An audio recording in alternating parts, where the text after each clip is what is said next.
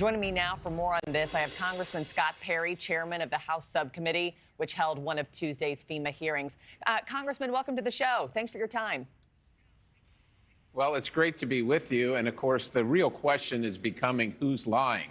The FEMA director says this is a one-off. This is one employee doing her own thing. But that very employee says that she's not the only one, and she was given direction by superiors. And of course, I asked the director, where was this employee on the organizational chart? And she said she was at the bottom. So it's hard for us to believe that a person that's on the bottom issued this guidance to the other members of the team in Florida. And of course, since that time, we've heard evidence, or at least whistleblower accounts, that this is not a one-off, that this has occurred in multiple locations, including in North Carolina. Yeah. Let me play, just to get viewers up to speed here, let me play you a bit of sound from FEMA Chief Deanne Criswell denying to your panel that anti-Trump bias is pervasive in her agency. Take a listen.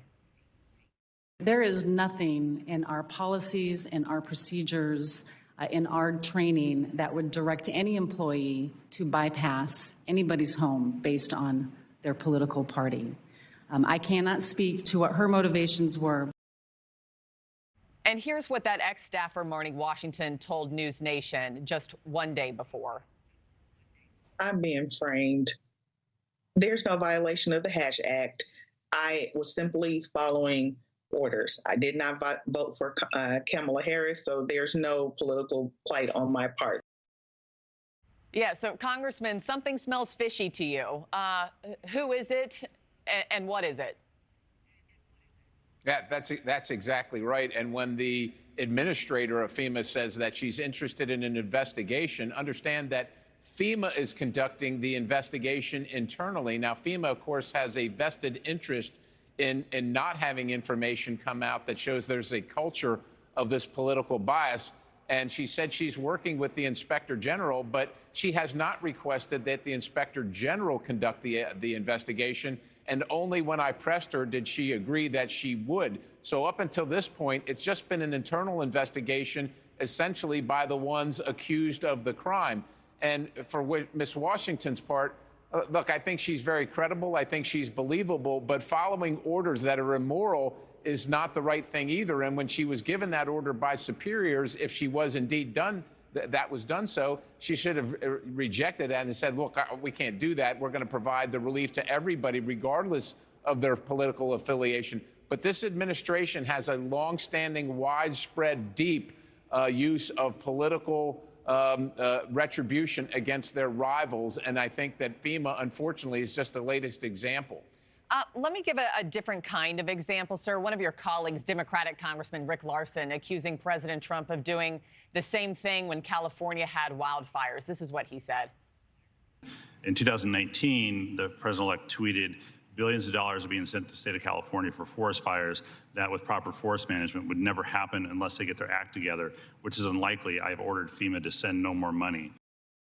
Congressman, is that a fair comparison for him to have made in the hearing yesterday? No, it's not a fair comparison, because the wildfires in the West generally occur because they don't manage their forest, because the Enviro movement refuses to let the power companies manage their forest. They become overgrown and they become just fuel for any kind of spark that happens. And when it does happen, of course, they're almost unmanageable. So that's a relevant claim. What's really disinformation and misinformation is the constant claim that the storms related to climate change are more devastating or more frequent or more damaging and are more there are more lives lost. None of the empirical data indicates any of that, yet they make the claim every single time we have a hearing regarding FEMA and disaster relief. Last question for you, sir. What comes next? Well, what comes next is either an investigation by the inspector general or Congress continuing to dig where FEMA doesn't want us to dig. We're going to get to the bottom of this one way or the other, but I think it's pretty clear at this point that the FEMA director, the agency, and the administration on issues like this is just going to try and run out the clock and hope that we move on to other things. We're going to move on to other things as appropriate, but we're not going to let them escape accountability for the things that they've done. It's the reason that Donald Trump won in a landslide. The American people are sick of having their government weaponized against them because of the things they believe in. Thanks for watching, everybody. Go to joinnn.com to find NewsNation on your television provider. Also, don't forget to click that red subscribe button below to get more of NewsNation's fact-driven, unbiased coverage.